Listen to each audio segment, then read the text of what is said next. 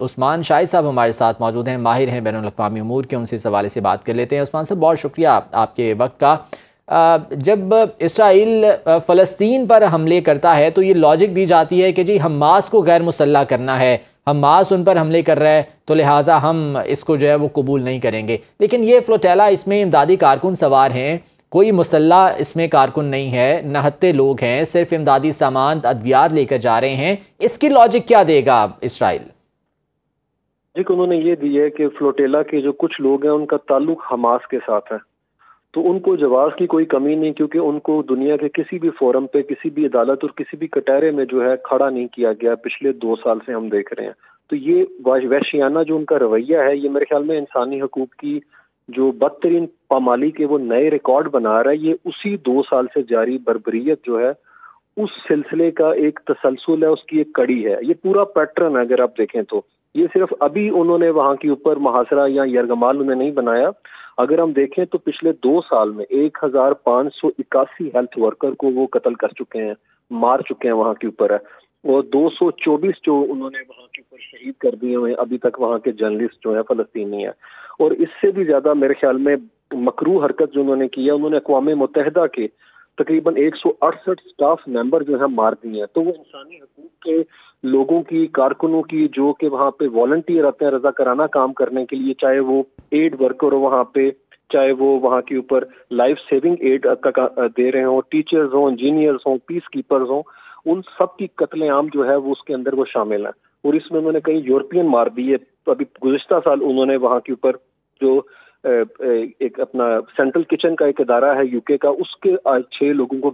گاڑی کے اندر بھون دیا تھا۔ تو میرے خیال میں یہ وہ بدترین واحد جمہوریت ہے جس کا وہ پوری دنیا میں راگ الاپتے ہیں کہ ہم مڈل ایسٹ کے اندر واحد جمہوری اپنا طاقت ہے۔ تو میرے خیال میں یہ سائلنس کرنے کی ایک مکروہ کوشش ہے، جس میں انسانی حقوق کے اداروں کو وہ بیش کرتے ہیں اور اب پریکٹیکلی جو ہے انہیں ہراساں کیا جا رہا ہے۔ اور یہ پیٹرن ہمیں سمجھنا ہوگا، پچھلے 2.5 سال سے یہ جاری ہے اسی طریقے سے، کہ جو لوگ اپنے ضمیر کی آواز کے اوپر وہاں پہنچنے کی کوشش کر رہے ہیں، وہاں پہ ایک سمبولک جسچر دینا چاہ رہے ہیں، اور یہ پوری دنیا کے لیے میسج ہے کہ غزہ ایک اوپن جیل ہے، اس کے زمینی، فضائی اور جو اس کے سمندری علاقے ہیں ان کا مکمل بلاکڈ وہاں کے اوپر کیا گیا ہے۔ اور اس قافلے کے اندر 500 میں سے کئی یورپین لا میکر، قانون ساز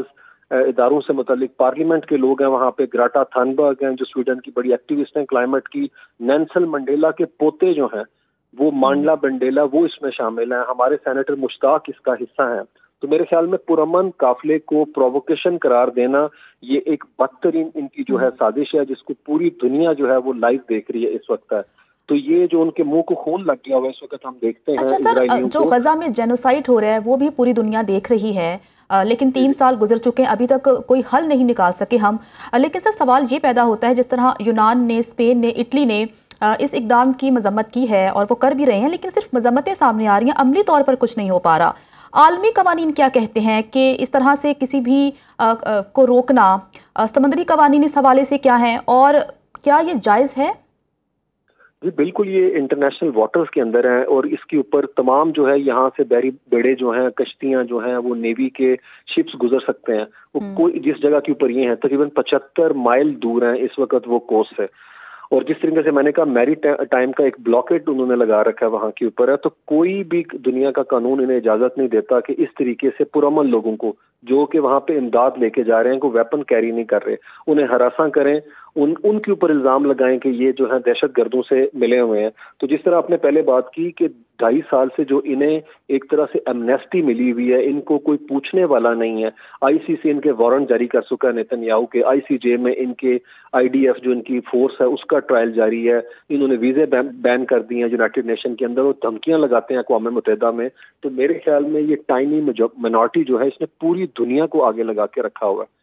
اور یہ رول بیس آرڈر کی دھجیاں جو ہیں وہ ڈیلی بیسس کے اوپر اڑا رہے ہیں وہاں کے اوپر۔ آپ نے ابھی بات کی، انہوں نے UNRWA کو بین کر دیا، انہوں نے UN ریفیوجی ایجنسی کے لوگوں کو وہاں ٹارگٹ کیا، ورلڈ فوڈ پروگرام کے لوگوں کو ٹارگٹ کیا، اور یہ چیز بتاتی کسی صحافی کو وہاں جانے کی اجازت نہیں۔ 250 کے قریب انہوں نے فلسطینی شہید کر دیے ہیں، صحافی ہے۔ تو اسرائیل کی غیر سنجیدگی کی جھلک ہے یہ۔ تو 2 دن پہلے جو یہ کھڑا ہو کے شیطان بات کر رہا تھا وہاں پہ وائٹ ہاؤس کے اندر کہ ہم امن چاہتے ہیں، میرے خیال میں یہ پوری دنیا کے لیے، حماس کے لیے, مسلم دنیا کے لیے یہ ایک اوپن اینڈ شٹ کیس ہے کہ اس کے اوپر جو ہے کسی صورت میں اعتبار نہیں کیا جا سکتا. بالکل پوری دنیا دیکھ رہی ہے, اور اب دیکھنا یہ ہے کہ اسرائیل کے اوپر سیاسی دباؤ بڑھتا ہے یا نہیں.